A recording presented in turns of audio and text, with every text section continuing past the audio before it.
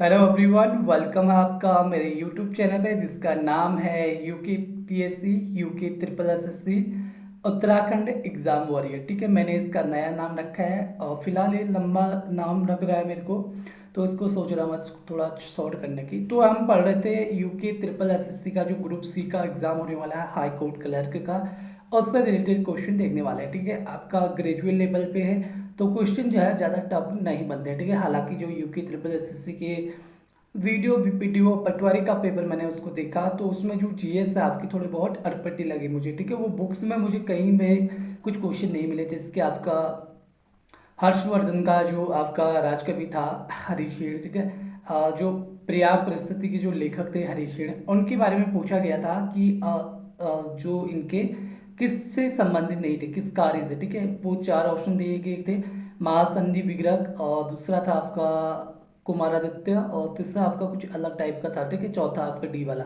तो उसमें जो जो क्वेश्चन है एग्जामिनर ने आपका जो थर्मा संधि वाला, ठीक है, महासंधि विग्रह जो है उसको माना है, हरिशेर के जो पद पे नहीं था। तो ये क्वेश्चन जो है थोड़ा कहीं पिटिशन भी डाला है कोर्ट में लोगों ने, तो आई होप इसे डिलीट हो जाएगा तो मेरा भी एक नंबर इसमें बढ़ जाएगा। और मुझे लगता है कि ये जो क्वेश्चन है ना इसको डिलीट ही होना चाहिए वैसे। और दूसरा क्वेश्चन है आपका कौन सा, वो सुदर्शन शाह वाला। ठीक है, सुदर्शन शाह गोरखवाणी। वैसे गोरखवाणी जो है आपका, अगर चारों ऑप्शन को देखें हम, तो गोरखवाणी की जो रचना की थी आपकी पीताम्बर बर्थवाल जी ने की थी। और तो ये क्वेश्चन जो है आपके डिलीट इस कारण से हुआ था, आई थिंक संपादक के बारे में पूछा गया था शायद। ठीक है, तो उसमें जो संपादक हैं किसने इसको संपादन किया था वो चीज़ें आपको मैं देख रहा था आपके गूगल पे भी। तीसरा क्वेश्चन जो आपका कनिष्क की राजधानी कहाँ है करके। ठीक है, कनिष्क की राजधानी कहाँ थी, इस तरह से क्वेश्चन है। पहला पेशावर दिया है, दूसरा क्वेश्चन ऑप्शन में कुछ और दिया है, फिर तीसरे ऑप्शन में मथुरा दिया है, फिर चौथे ऑप्शन में कुछ और। यानी कि दोनों आपकी मथुरा भी और दूसरा पेशावर भी आपकी कनिष्क की राजधानी थी। लेकिन जो है एग्जामिनर ने पेशावर इसको सही माना है, मैंने भी पेशावर किया है इसको, तो कई लोगों ने जो है मथुरा भी किया है। हालांकि वो दोनों आपकी उसके क्या है आपके कैपिटल है, यानी कि राजधानी है। ठीक है, तो एग्जामिनर ने पेशावर माना है, आई थिंक इसलिए माना होगा क्योंकि वो पेशावर इसलिए माना है क्योंकि जो उसकी कनिष्क की राजधानी है और पहली आपकी आपकी क्या है आपकी कनिष्क की पहली राजधानी पेशावर। ठीक है, वही जो है मेरे ख्याल से इस वजह से, अगर सेकंड पूछता था तब मथुरा आप कर सकते थे उसमें। ठीक है, इस वजह से एग्जामिनर ने उसको क्या किया है गलत, जो आपका मथुरा है उसको गलत माना है। ठीक है, अब बात करते हैं, मैंने कहा कि जो प्रत्यक्ष कर होते हैं, क्या आज हम पढ़ने वाले हैं टैक्स के बारे में। ठीक है, टैक्स होते हैं दो प्रकार के, एक होता है आपका प्रत्यक्ष कर, दूसरा होता है अप्रत्यक्ष कर। प्रत्यक्ष कर हम किसे कहते हैं, जो आपका ऐसी जो चीजें होती हैं जो आपके राज्य सरकार भी लगाती है और केंद्र सरकार भी लगाती है। अप्रत्यक्ष कर को हम प्रोक्ष अप्रोक्ष सॉरी परोक्ष टैक्स भी कहते हैं। ठीक है, अप्रत्यक्ष कर या फिर प्रोक्ष कर भी कहते हैं किसको, अप्रत्यक्ष कर को। ठीक है, इसमें भी राज्य और केंद्र के बीच जो जो आपके टैक्स सिस्टम है कौन कौन से इसके अंतर्गत लगाए जाते हैं। सबसे पहले तो हम पढ़ेंगे प्रत्यक्ष कर के। ठीक है, जो केंद्र सरकार या फिर राज्य सरकार दोनों के बारे में पढ़ेंगे हम। ठीक है, सबसे पहले तो प्रत्यक्ष कर होता क्या है, ये किन चीजों पे लगता है। ठीक है, देखिए हम उन करों को प्रत्यक्ष कर कहते हैं जिनकी जो मौद्रिक आपकी तरह वास्तविक बोझ अर्थात कर से उत्पन्न कारागात, कराघात को कहा जाता है इम्पैक्ट। ठीक है, और कारापात जिसे कहा जाता है इंसिडेंस, उसी व्यक्ति पे पड़ते हैं और जिनके ऊपर सरकार जो है आपकी क्या लगाती है, कर लगाती है। ठीक है, याद रखना इसको, काफी इंपोर्टेंट है। तो प्रत्यक्ष कर हम पहले केंद्र सरकार के पढ़ेंगे कौन कौन से हैं। ठीक है, पहला तो व्यक्तिगत आयकर। ठीक है, मोस्ट इंपोर्टेंट है, केंद्र सरकार की जो आपका व्यक्तिगत आयकर है ये इंपोर्टेंट है। ठीक है, प्रत्यक्ष कर है ये केंद्र सरकार का। दूसरा आपका निगम कर, निगम कर है दूसरा। तीसरा आपका उपहार कर है। चौथा आपका आस्ति कर है, स्टेट ड्यूटी जिसे कहा जाता है। पांचवा आपका व्यय कर है। छठा आपका संपत्ति कर है, और सातवां आपका पूंजी लाभ कर है। आठवां आपका लाभांश कर है, और नौवां आपका ब्याज कर है। ठीक है, दसवां आपका प्रतिभूति बाजार व्यवहार कर है। ठीक है, जिसे क्या कहा जाता है, STTD कहा जाता है। ठीक है, अब इतने आपको याद, क्योंकि ये तो बहुत सारे हैं। ठीक है, यहाँ के मैंने 10 पढ़ लिए। राज्य सरकार के प्रत्यक्ष कर जो है आपके 6-7 मिल जाएंगे। फिर आपको केंद्र सरकार के, इन सभी को याद करना इतना आसान नहीं रहता है। इस वजह से आपको पूरा तो पढ़ना पड़ेगा, ठीक है। जैसे एग्जाम में आप बैठते हो ना, तो ऐसे क्वेश्चन बन जाते हैं वहाँ पे, क्योंकि हम उसको रिवीजन करते हैं, ठीक है। रिवीजन के तौर पे हम सबको पढ़ना पड़ता है, ठीक है। कई बार ऐसा होता है कि जो हम पढ़ते हैं उसको, लेकिन एग्जाम में दिखता है, हमें पता चलता था कि इसका आंसर ये होगा, ठीक है, ऑटोमेटिक। ताकि हमारा दिमाग ऑटोमेटिक कहता है कि ये हमने ये इस जगह पे पढ़ा था, ठीक है। कभी भी बुक्स पे पढ़ने में ये फायदा है, ठीक है। तो केंद्र सरकार के प्रत्यक्ष कर मैंने आपके 10 तरह के बताए थे, फिर से मैं इसको रिपीट करूंगा अगली बार, ठीक है। इसके बाद अब राज्य सरकार के जो प्रत्यक्ष कर हैं उनको देखते हैं। पहला आपका होटल प्राप्तियों पे कर, जैसे होटल खोल रहे हैं किसी ने तो उन पे भी टैक्सेस लगता है आपका, ठीक है। दूसरा आपका भू राजस्व पर, तीसरा आपका कृषि आय कर पर, और चौथा आपका व्यवसाय कर, ठीक है। पांचवा आपका गैर सरकारी और जो अचल संपत्तियों पर, और उसके बाद जो है छठा लगता है रोजगारों पे कर, और उसके बाद सातवां आपका पद कर, ठीक है। ये सब किसके हैं? आपके राज्य सरकार के क्या है? आपके प्रत्यक्ष कर है। अब हम अप्रत्यक्ष कर की बात करेंगे। जैसे कि मैंने कहा था, अप्रत्यक्ष कर क्या होते हैं? जिन करों के वास्तविक बोझ को विवर्तित किया जा सकता है उसे अप्रत्यक्ष कर कहते हैं, ठीक है। विवर्तित, जिसकी जिन करों के वास्तविक बोझ को विवर्तित किया जा सकता है और उसे जो है आपकी क्या कहा जाता है? अप्रत्यक्ष कर कहते हैं, ठीक है। अब देखिए जो अप्रत्यक्ष कर है केंद्र सरकार के कौन कौन से? सीमा शुल्क, आयात एवं निर्यात पर लगाए जाने वाले कर को कहा जाता है सीमा शुल्क, ठीक है। पहला ही हो जाएगा। दूसरा केंद्रीय उत्पाद शुल्क, ठीक है। तीसरा आपका केंद्रीय बिक्री कर, और चौथा आपका सेवा कर 1994 से 1995 से ये स्टार्ट है, ठीक है। अब राज्य सरकार के अप्रत्यक्ष कर की बात करें, बिक्री कर, बाजार कर, जिसे बिक्री कर को बाजार कर भी कहते हैं, ठीक है।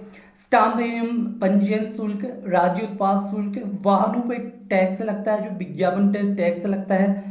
प्रवेश कर, प्रवेश पर टैक्स लगता है, जैसे किसी शहर की गाड़ी होती है उस पर भी लगता है। शिक्षा पे उपकर जो लगता है आपका, सट्टेबाजी पे जो कर लगता है, डीजल और पेट्रोल पे जो बिक्री कर लगता है, ये सारे किस पे आपके अप्रत्यक्ष कर है राज्य सरकार की, ठीक है। इनको याद करना है, मैं फिर से इनको रिपीट कर रहा हूँ, ठीक है। सबसे पहले आपको केंद्र सरकार के जो है प्रत्यक्ष कर को याद करना चाहिए। कौन कौन से? व्यक्तिगत आयकर, निगम कर, उपहार कर, आस्ति कर, स्टेट ड्यूटी बोलते हैं जिसे। उसके बाद है आपका व्यय कर, संपत्ति कर, ब्याज कर, लाभांश कर, पूंजी लाभ कर, प्रतिभूति व्यवहार कर, जिसे एसटीटी भी कहा जाता है। ये आपकी क्या है? केंद्र सरकार की प्रत्यक्ष कर है, ठीक है। अब जो है राज्य सरकार के जो प्रत्यक्ष कर क्या क्या है उनको बताएंगे।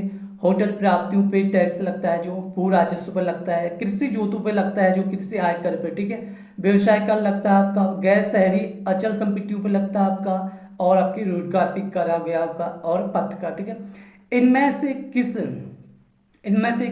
जो है किसके द्वारा जो है आपका पद कर लगाया जाता है? इस तरह से क्वेश्चन दे देगा, या फिर ऐसे दे देगा इनमें से कौन सा आपका राज्य सरकार के प्रत्यक्ष कर है, ठीक है। एक ऑप्शन दे देगा आपका पद कर, दूसरा दे देगा केंद्र सरकार का जो प्रत्यक्ष कर है व्यक्तिगत आयकर, तीसरा दे देगा आपका जो केंद्र सरकार के अप्रत्यक्ष कर है केंद्र बिक्री कर, ठीक है। केंद्र बिक्री कर तो नहीं कहेगा, कुछ अलग, सीमा शुल्क, ठीक है, क्योंकि केंद्र बिक्री कर से हम समझ जाएंगे, तो सीमा शुल्क आ गया। चौथा आपका ऑप्शन दे देगा आपका स्टाम्प एवं पंजीयन शुल्क, ठीक है। हमसे क्या पूछा जाएगा? क्वेश्चन ने क्या पूछा? इनमें से कौन सा राज्य सरकार का प्रत्यक्ष कर है, ठीक है। चार ऑप्शन दे देगा, एक ऑप्शन आपके राज्य से दे देगा, बाकी आपके राज्य के जो प्रत्यक्ष है बाकी जो है अलग अलग से दे देगा, तो इस तरह से हम कंफ्यूज हो जाएंगे, ठीक है। तो पद कर जो पहला है आपका, मैंने कहा राज्य सरकार का, ठीक है, याद रखना इस तरह से। मनोरंजन पे कर कौन लगाता है? आपका राज्य सरकार लगाती है। और किस पे लगता है? रोजगार पे कर कौन लगाता है? आपका रोजगार पे भी राज्य सरकार लगाती है, जो प्रत्यक्ष कर है, ठीक है। आपने पढ़ लिए होंगे इसके बाद, ठीक है, ये काफी इंपोर्टेंट हो जाता है।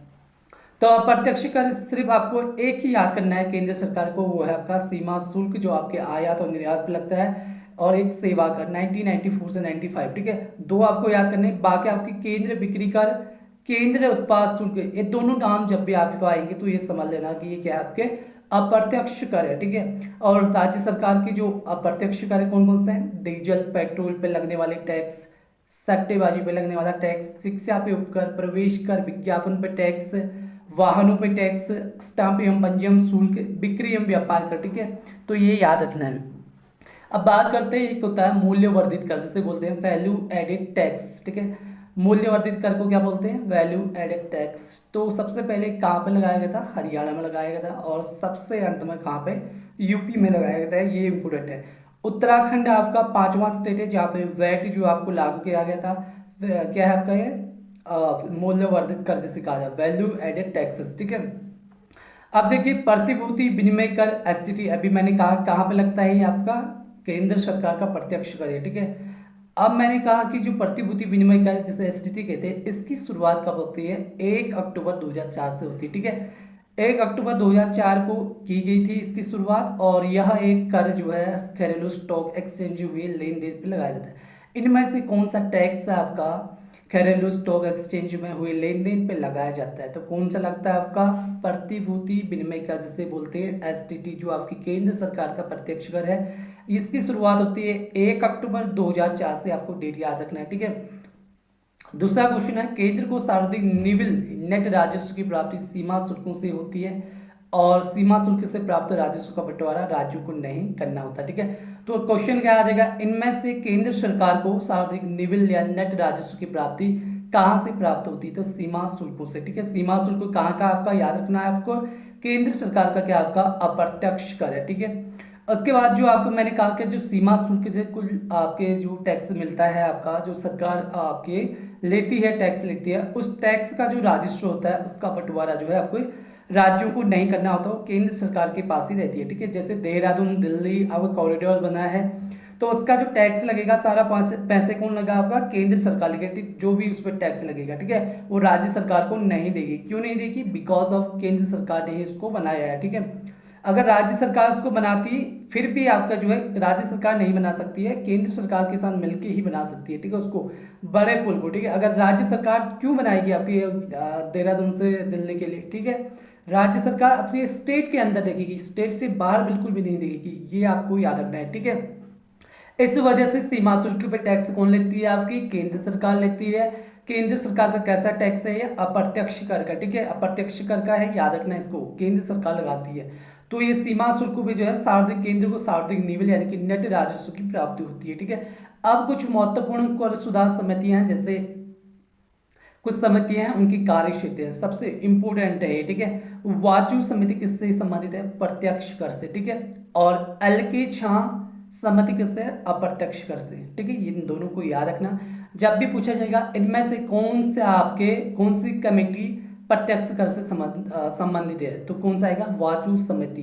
अगर अप्रत्यक्ष कर की बात पूछे, इनमें से कौन सा टैक्स अप्रत्यक्ष कर, इनमें से कौन सा आपकी कमेटी अप्रत्यक्ष कर है? ठीक है, कौन सा है? एलके झा समिति, याद रखना कमेटी। ठीक है, अब देखिए कर सुधार से कुछ आपके आर जे चलैया जो समिति है, राजा चलैया समिति। ठीक है, ये आपके टैक्स से सुधार, टैक्स जो कर सुधार है उससे संबंधित है, कई बार पूछा जा चुका है, इस बार भी आया था। ठीक है, क्वेश्चन।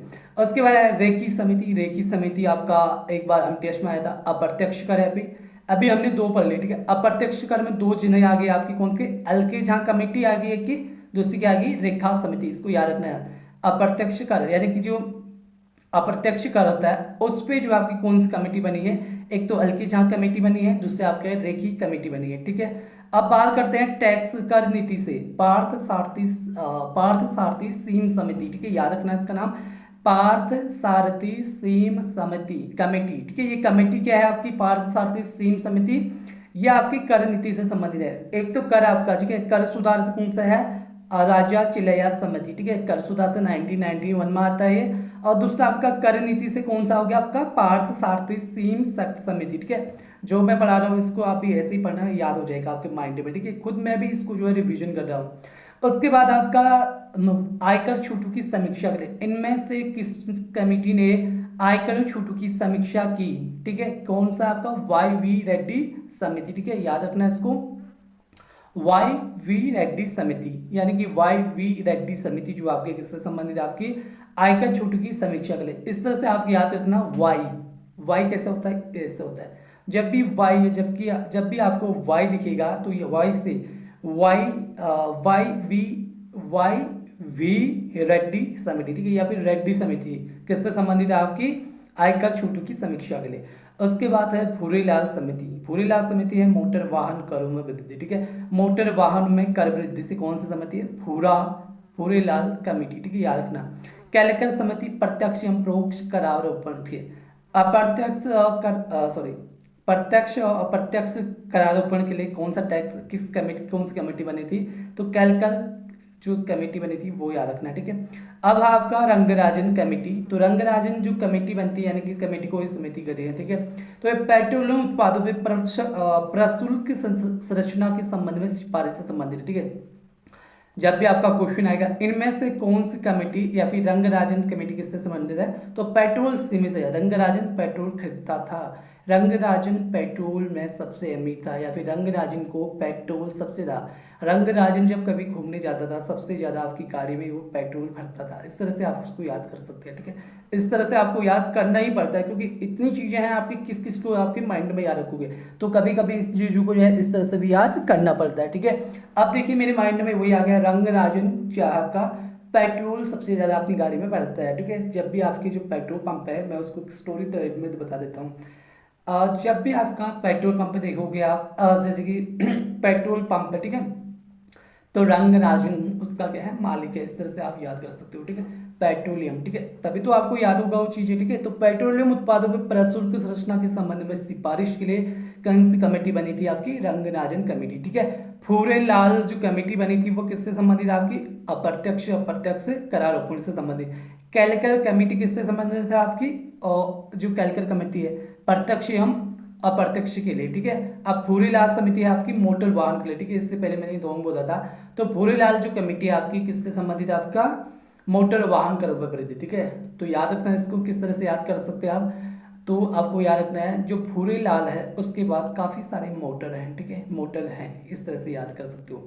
जो आपका फूरीलाल है उसके बाद मोटर वाहन सबसे ज्यादा है, पेट्रोलियम किसके पास है सबसे ज्यादा, रंगराजन के नाम, ठीक है, याद रखना इस तरह से। तो एक कमेटी है, ठीक है। कर राज्य के सुधार के लिए सुधार देने हेतु राजा चिलैया कमेटी का गठन अगस्त 1991 में किया गया। इस कमेटी की सिफारिश के आधार पर भारत में सर्वप्रथम 1994 से 95 में जो आपके वित्तीय वर्ष में 1 जुलाई 1994 से तीन सेवाओं सामान्य बीमा, स्टॉक ब्रेकर एवं टेलीफोन सेवा पर 5% की दर से सेवा कर लगाया जाता था, ठीक है। मैंने इससे पहले पढ़ा था, सेवा कर क्या है, केंद्र सरकार का अप्रत्यक्ष कर है। कौन लगाती है, केंद्र सरकार। सेवा कर 1994 से 95 से लगता है ये। तो याद रखना है आपको, जो मैंने कहा था इसमें तो राजा चिलैया समिति है, सबसे पहले बताया था, इसका गठन होता है अगस्त 1991 में, ठीक है, राजा चिलैया कमेटी की। एक कर राज्य में सुधार से संबंधित है। दूसरा मैंने कहा था कि इस समिति की सिफारिश के आधार पर भारत में सर्वप्रथम के 1994 से 95 में जो आपका जो एक टैक्स लगता है आपका किस पे, जो आपका सेवा कर लगता है, ठीक है। तो सेवा कर कितना कर दिया गया, 5% कर दिया गया। 1 जुलाई 1994 से 3 सेवाओं सामान्य बीमा, स्टॉक ब्रेकर और टेलीफोन सेवा पर 5% की दर से सेवा कर लगाया गया था, ठीक है।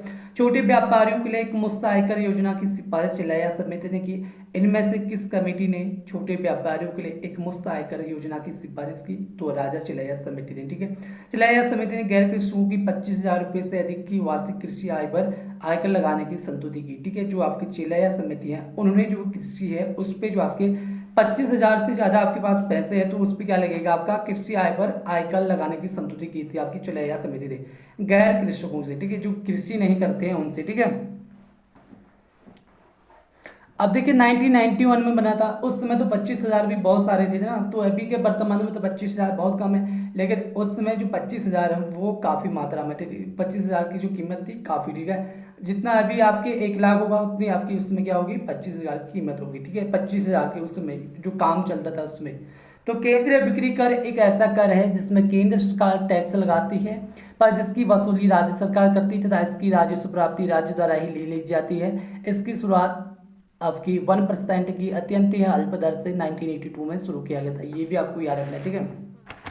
क्या कह रहे हैं आपका, केंद्र बिक्री कर, हमने कहा था केंद्र बिक्री कर, जब भी केंद्र आएगा तो सुनना वो केंद्र सरकार का है, अप्रत्यक्ष कर है, ठीक है, याद रखना है इसको।